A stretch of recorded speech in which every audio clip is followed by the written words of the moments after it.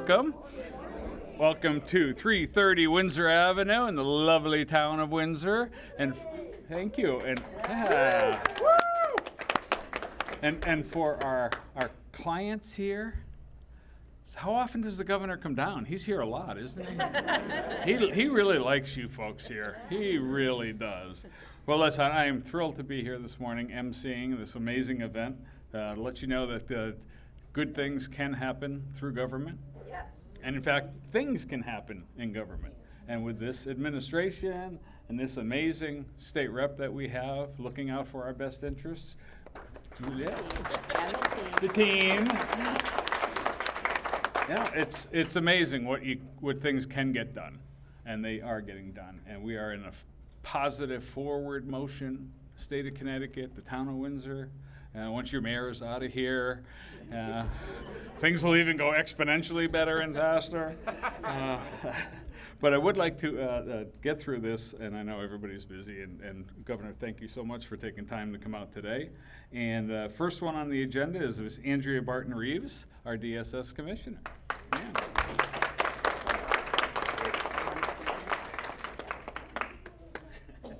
Good morning, everyone, and thank you for having me. I'm so excited, Mayor, because this is my hometown. As you know, this is where I live. Yeah, so I'm so thrilled to be here this morning. So we are very, very excited to support what was known as House Bill 5781 and also what was known as House Bill 6677. They're now technically public acts, but when you think about a public act, you think about legislation that moves our state forward and provides protections and supports for the people that we care about the most. So today, these two bills do a number of things that are really important. One, they provide a lot of transparency. So when our loved ones are looking for a place to spend their days, like this fabulous place, or looking for a nursing home and long-term care supports, one of the things they want to know is whether or not that place is financially stable. Will it be open in the next 2, 3, 5 years? And if it will be, what kind of care are they going to provide? So one of the challenges that we had was, well, how does the normal everyday person know that? Do you need to have an advanced degree in statistics to read the report? Or should you just be able to just get your hands on it and make an informed decision for the people that you love? Probably people who raised you and took care of you. So both of these bills will allow for greater financial transparency. You'll be able to look at the reports in plain language, and on top of that, nursing homes will now have to provide those to us in plain language so that when we put them on our website through DSS, you'll be able to actually download them, read them, print them, and make an informed decision about the best place for the person that you care about. And that's why we're excited. It will also allow for financial responsibility, transparency, and accountability. How often have we read that a particular nursing facility is automatically, I should say, sort of out of the blue, just going out of business? And we wonder, well, how in the world did that happen? When did we know that they were in trouble? And how do I, as a person who has a family member, or even as a resident, how do I know that it's financially stable? Now you'll be able to go onto a website that's easy to find and figure that information out for yourself. Because we all deserve to be informed. We all deserve to have information that we can make our own decisions with and not have someone interpret it for us. And we need to be empowered at every stage of our lives, which is why I'm so excited to be here today. And I can't thank Governor Lamont enough for his vision, for his focus, for his steadfast commitment to everybody in our state, and for understanding how important this is, and for signing these bills today. So thank you for your time.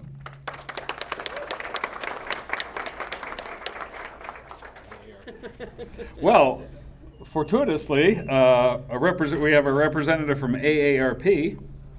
Yay! The youngest one in the room, Anna Doroghazi. Congratulations. Thank you. Nice to meet you. Pleasure. Still an AARP member, though. We take you under 50.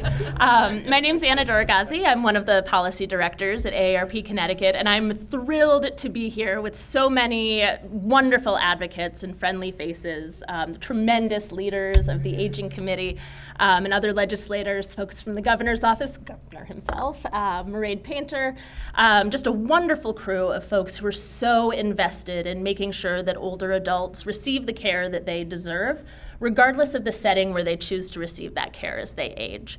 Not a lot of folks know this, but we as a nation are about 10 years away from a really monumentous event, which is that we are going to have more older adults than children under the age of 18 for the first time in our nation's history.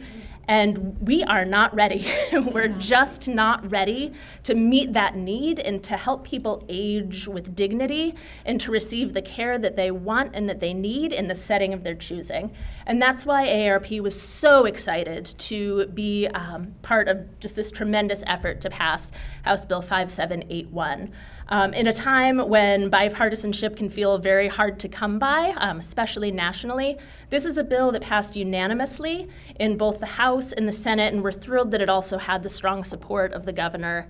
And we are so happy that even though we are a long ways off from being ready to have a state and a nation that can meet the challenge of an aging population, what we are here to celebrate today is a really tremendous first step in that direction. And I feel very well assured that with the leadership that we have on the Aging Committee and throughout the General Assembly, we are going to do all we can in the next 10 years and well into the future to make sure that whether you're 5 years old like Raina in the back of the room there, or whether you are someone of any age, Connecticut is a place where you can be assured that you are going to have the care that you need and be treated with the respect that you deserve as you age. So thank you again to really everyone in the room, just a tremendous effort all around. Thank you very much.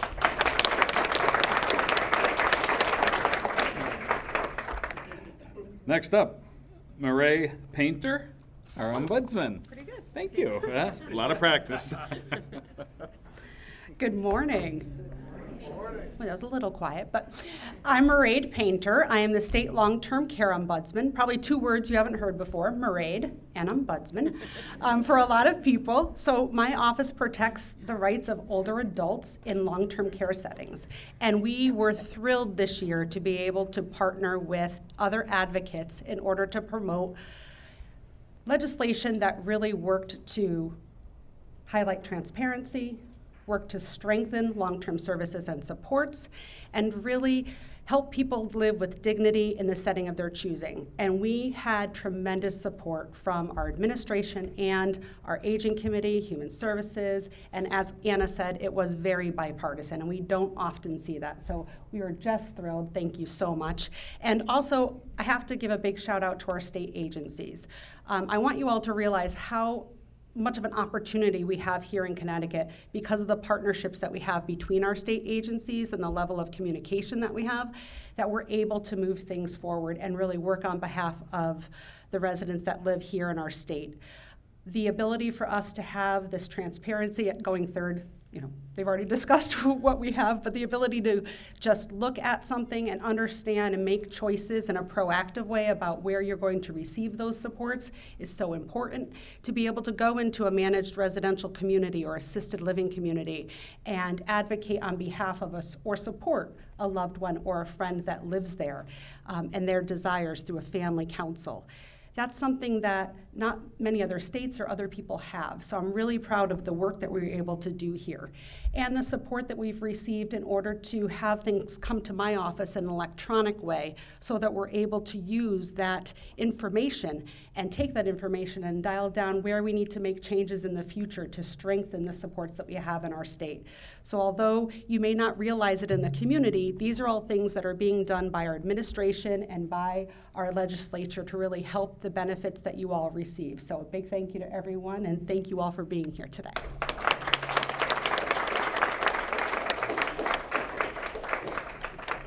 Awesome. So real quick, to my residents, my clients here, you feel like you're being taken care of and watched out for? You can be honest with me.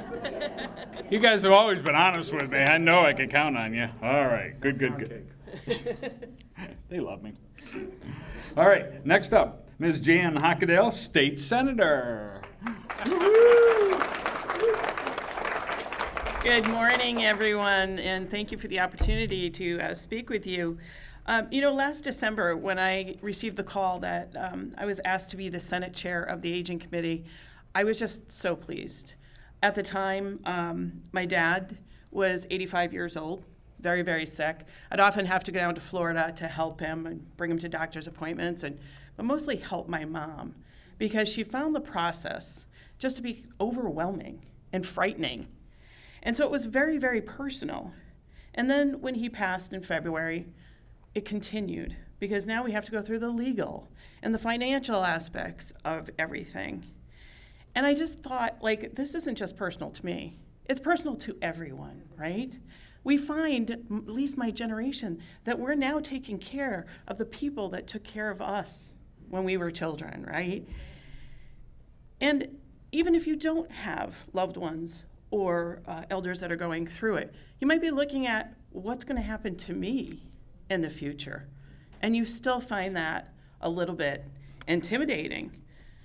So my co-chair, Representative Jane Garibay, best co-chair in the world. She's the best. We had a lot of conversations about what are we doing in the state of Connecticut to make sure that the process is less frightening and less difficult for people to go with it. And so that was kind of our mission as we set out to make these bills. We want to make sure that facilities in Connecticut, whether it's a nursing home, a home care agency, or a daycare center, that they are providing safe, reliable, dependable, trustworthy services to those most vulnerable, aging citizens that we care so much about. And so we're so honored to have the governor here today to sign our bills. And I won't go into detail because you're going to be hearing more and more about these bills, but it is a lot about transparency, again, making it easier for folks to take care of those loved ones, to know where not only their money, but our tax money is going, and to make sure that that process is transparent so families can make informed decisions about their loved ones. And we want to make sure that the people that we invite into our homes are people we can trust, that are reliable. And so moving the homemaker companion agencies from the Department of Consumer Protections to the Department of Public Health is going to guarantee that these companies that fail to adequately provide services will no longer be in service. So again, thank you. Thank you. Thank you to the governor for signing today. I do want to say thank you to our committee. It was the best committee, completely bipartisan. And for our community partners that helped us tremendously. We couldn't have done it without our community partners. Again, somebody said it was unanimous through our committees. It was unanimous through the House and through the Senate, and I thank them for both putting their trust in us and getting these bills done. And we're really proud of the work that we did, and we're looking forward to next year and getting more passed. Thank you.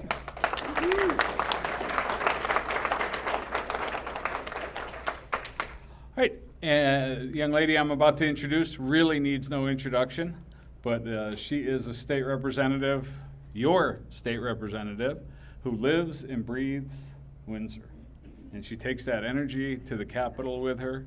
And today is just a small sign of the successes that she's been able to bring to not just Windsor, but the state of Connecticut. Ladies and gentlemen, State Representative Jane Garibay.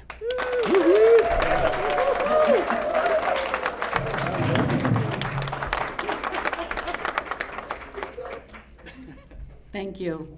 I have to say I was so nervous this morning that my husband at about 8:30 put on Mamma Mia and had me sit in bed, have my coffee, cry, laugh, etc., which gave me a good start to the day. So we know a lot about what these bills are, and you've heard that from my also wonderful co-chair, Jan Hochadel. But people say, how did this happen? You know, how did we pull this off? Yeah, we're still amazed. But I called it the perfect storm. And then someone said, how can it be a perfect storm? Storms are awful, as we know. That's been happening across the country. But I looked it up, and it says, a perfect storm is the term for treacherous, simultaneous weather and oceanic conditions, such as strong waves, powerful winds, and torrential rain that conspire to create dangerous seas. So what we have created here is a perfect storm. And there were many components that have to happen to have a storm. And can I have everyone who's from a state agency, Michael, everyone raise your hand. please. Because I know if I try to say everybody, and I'm so grateful they are here, and also our partners, AARP, Leading Age, who am I forgetting here? Alzheimer's Association, Homemakers Companion. All these people had input and kept that storm going. And what comes after a storm? The rainbow, the product of all our work. And we kept in mind the transparency, the accountability, and how do we support? And how do we support our seniors and change the dialogue that seniors are not forgotten. You are important. You have made us, my parents, my grandparents, and I revere all of you, and you are all my heroes because sometimes aging is not an easy thing. So I applaud all of you. And I have a lot of my heroes here, like Florence and Willa and the Hellermans, and that came out today to celebrate, and Amelia. Sorry. So all this is important, but we cannot stop here. This is just the beginning. These were good laws. We worked well, but now we have already started talking. What are we going to do next? We're going to be setting up with all our partners, all our agencies, to see where do we go from here, how do we make it stronger, and follow the governor's great guidelines of how do we help people to have choices and age in place if that's what they want in a safe and loving environment. And I thank the governor for his leadership with that, and all of you, and I'm just so excited and so grateful. I even thank the little pooch over there, It's an exciting time, and we look forward to more. And I just want to say one last thing. The Caring Connection, my mother came here. It's been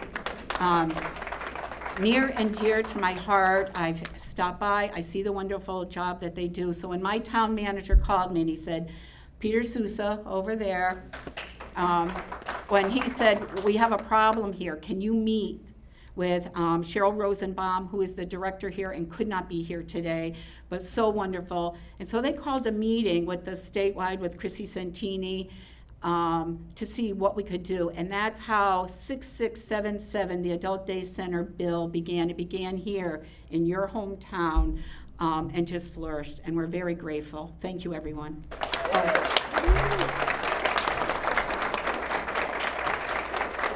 And Mitch Bolinsky is here, Rep. Mitch Bolinsky. He's from Sandy Hook. He was the ranking member. He is the one that brought in the bipartisan support to support these bills, and we are forever grateful for that. Thank you. So my last introduction. I'll get a box next time to stand up. Yeah. Can you move your little step stool? So at this point, I'd like to introduce the governor who was voted the #1 governor during COVID in the United States. The gentleman who kept us safe, kept us working, and kept us with a plan beyond COVID. And every time I see him, I like to remind him of that, because he's already moved on to so many other things. But those are the things that will always set you apart from any other governor. Ladies and gentlemen, our governor, Mr. Ned Lamont. Thanks, Don. All right, a couple of things. First of all, stop calling people who are Don's age and my age and Mitch's age aging. Everybody is aging. We have a little seasoning, we have a little bit of experience, we have a little bit of maturity, and I want to make sure that we can all stay in the state that we love. And look, it's pretty hard down there in Florida right now, and it's kind of nice to be up here. It's kind of nice to where you hopefully grew up. It's nice to be able to stay where you can watch your kids and grandkids and maybe even great-grandkids grow up. You don't have to do it on Zoom. You can do it with them. And the folks who are right here are doing everything they can to make sure that Connecticut will always be a place that you can call home. And that's what these bills are all about. two other people. I see MD Rahman over there. He's devoted his life to helping people be able to stay in their own homes, and I appreciate that. And Ann Hughes is very active in senior centers and making sure that people have a community just like what you have right here. And we want to do a couple of things with these bills that I hope make a difference. You hear the word transparency. What does that mean? I want to make sure that we know that our public dollars are going to benefit you. Not some overhead, not some other operation, goes to folks right here. Making sure you have the very best to eat at the Caring Connection Cafe. Making sure that the air conditioning is here. Making sure that you have the service and the people and the support that you deserve and that you need. That's what we're trying to do with this bill. I also have heard a lot from the Ombudsman and others that there's some tough times when people are involuntarily moved. And you get a lot of feedback on that, wherever you are. There you are, in terms of how we can make sure that people get their due process, how to make sure they have their rights, make sure that they're in a place where they deserve to be, that's in the best interest of them. And that's what we try and do with a bill like this. I love centers like this. You know, as Jan and Jane said, everybody has a different situation that's right for them. And we want to make sure that we have the situation that's absolutely right for you. That's part of what we want to do with, adult daycare as well, to make sure if you're at home, maybe you're taken care of by somebody in your family, maybe there's a safe place that you can go by day. Maybe there are more things we can do for you at home. Maybe there's some amazing senior centers that provide a higher level of care. That's what we're trying to do, make sure we have a place that you feel most comfortable, you know that you're safe. And I'm just so proud of everybody standing with us right here. Amy Porter, by the way, she runs aging, and thank you. Let me change the name from aging to something else. And making sure that at a department level, we are there to take care of each and every one of you. So without further ado, let's sign the bill.